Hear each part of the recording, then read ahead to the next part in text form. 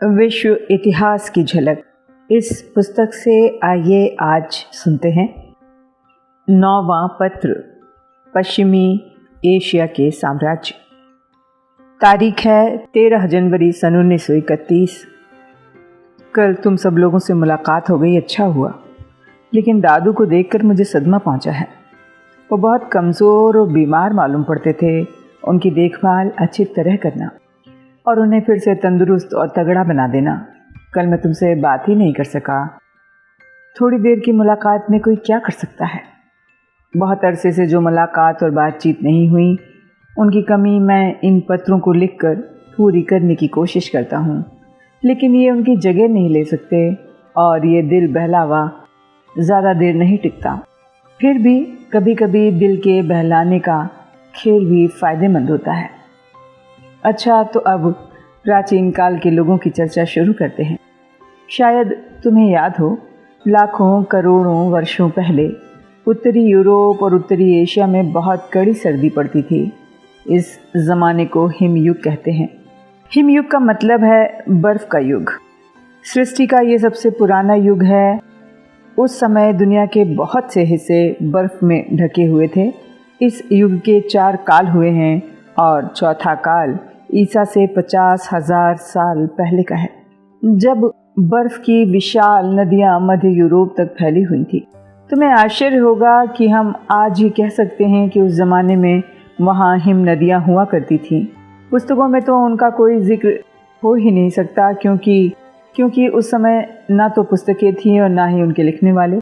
लेकिन मैं उम्मीद करता हूँ कि तुम ये नहीं भूली होगी कि प्रकृति की भी एक पुस्तक होती है। वो अपना इतिहास अपने तरीके से चट्टानों और पत्थरों पर लिखती है और इसे वहाँ जिसकी इच्छा हो वो पढ़ सकता है।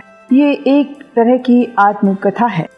बर्फ़ की नदियों में एक बात ये होती है कि वो अपनी हस्ती के ख़ास निशान छोड़ जाती हैं। एक बार तुम इन निशानों को पहचानने लगो तो फिर बहुत जल्दी ही इन्हें समझ सकती हो। अगर तुम इन निशानों का अध्ययन करना चाहती हो तो सिर्फ ये करना होगा कि आजकल किसी हिम नदी को हिमालय में, आल्प्स पर या दूसरी जगह जाकर देखाओ। आल्प्स पर तुम्हें माउंट ब्लॉक के आसपास बहुत सी हिम नदियाँ दिखाई पड़ेंगी। कश्मीर में और हिमालय के दूसरे हिस्सों में बहुत सी सुंदर हिम नदियाँ हैं। हम लोगों के लिए सबसे नज़दीक पिंडारी हिम नदी है, जो अल्मोड़ा से हफ्ते भर की मंजिल पर है। जब मैं तुम्हारे जितना बड़ा था तो मैं एक बार इस हिम नदी को देखने गया था और आज भी मुझे उसकी रचना स्पष्ट याद है। हम कह सकते हैं कि हिम नदियाँ मध्य यूरोप और इंग्लैंड तक उतर आई थीं, क्योंकि इन देशों में अभी तक इनके खास निशान पाए जाते हैं। पुरानी चट्टानों पर ये निशान आज भी मिलते हैं और इससे हम कल्पना कर सकते हैं कि उस समय मध्य और उत्तर यूरोप में बहुत ज़्यादा सर्दी रही होगी। बाद में जलवायु कुछ गर्म हुई और हिम नदियाँ धीरे धीरे खिसकती हुई भूगर्भशास्त्री यानी पृथ्वी की रचना के इतिहास का अध्ययन करने वाले हमें बताते हैं कि सर्दी की इस लहर के बाद गर्मी की भी एक लहर आई और तब यूरोप आज से भी ज़्यादा गर्म हो गया था। इस वजह से यूरोप में घने जंगल पैदा हो गए। अगर हमें उत्तरी यूरोप के बारे में कुछ नहीं मालूम है तो विशाल महाद्वीपों और ज़मीन के लंबे चौड़े खंडों के बारे में हम बिल्कुल ही नहीं जानते।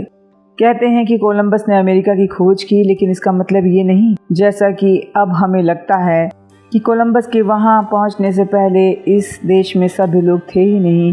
कुछ भी हो, जिस ज़माने की हम बात कर रहे हैं उस समय के अमेरिका के बारे में हम कुछ नहीं जानते। अफ्रीका के महाद्वीप के बारे में हम कुछ नहीं जानते, लेकिन मिस्र का और भूमध्य सागर के किनारों का इसमें अपवाद करना होगा। इस ज़माने में शायद मिस्र की महान और प्राचीन सभ्यता पतन की तरफ जा रही थी, लेकिन फिर भी उस ज़माने में ये देश बहुत उन्नत था। अब हमें ये देखना है कि एशिया में क्या हो रहा था। इस महाद्वीप में, जैसा कि तुम जानती हो, प्राचीन सभ्यता के 3 केंद्र थे, इराक, भारत और चीन। उस काल में भी इराक, चीन और एशिया कोचक के कितने ही साम्राज्य एक के बाद एक बनते और बिगड़ते रहे हैं। यहाँ अशर, मीदिया, बाबुल और बाद में ईरानी साम्राज्य बने। अशर और बाबुल का तो हम पहले भी उल्लेख कर आए हैं।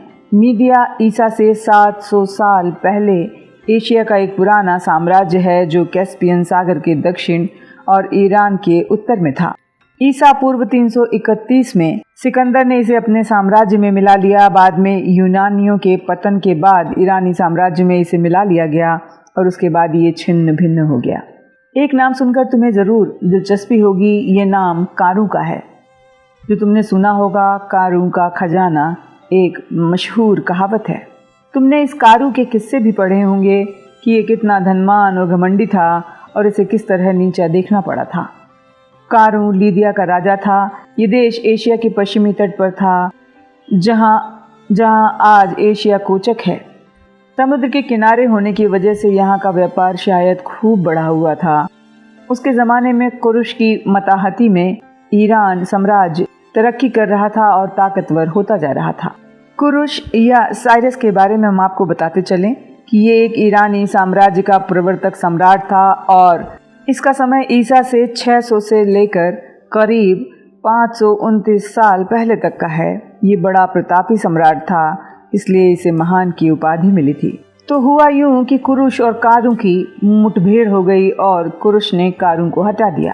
यूनानी इतिहास लेखक हेरोदोत ने इस पराजय की कहानी लिखी है और बताया कि किस तरह मुसीबत पड़ने पर घमंडी कारू को अक्ल और समझ आई थी। हेरोदोत या हेरोडोट्स मशहूर यूनानी लेखक है। इसका समय ईसा के करीब 484 से 424 साल पहले का था।